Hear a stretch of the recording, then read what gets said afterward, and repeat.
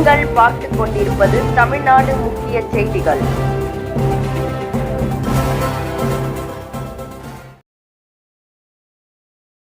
வணக்கம்.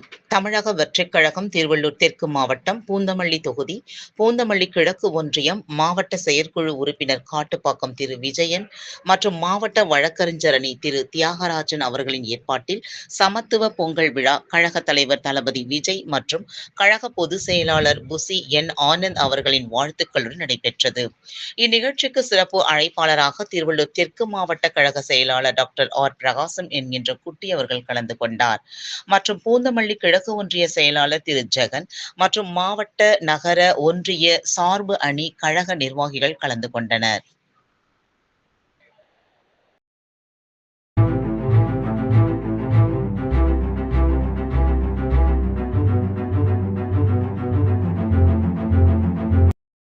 வாழ்க தளபதி, வளர்க தமிழக வெற்றிக் கழகம். இன்று திருவள்ளூர் தெற்கு மாவட்டம் தமிழக வெற்றிக் கழகம் பூந்தமல்லி தொகுதி காட்டுப்பாக்கம் ஊராட்சியில் நமது மாவட்ட செயற்குழு உறுப்பினர் மற்றும் தியாகராஜன் மற்றும் காட்டுப்பாக்கம் நிர்வாகிகளால் ஏற்பாடு செய்த தளபதியின் சமத்துவ பொங்கல் நிகழ்ச்சி. இது சமத்துவ பொங்கல் மாதிரி தெரியல, தளபதி 2026 இப்பயே சிஎம் ஆகிட்ட மாதிரி தான் இருக்குது. பார்க்கும் போது அப்படி தான் இருக்குது. இன்னும் 2 மாதம் இருக்குது, 2 மாதமாக பொறுக்க முடியல.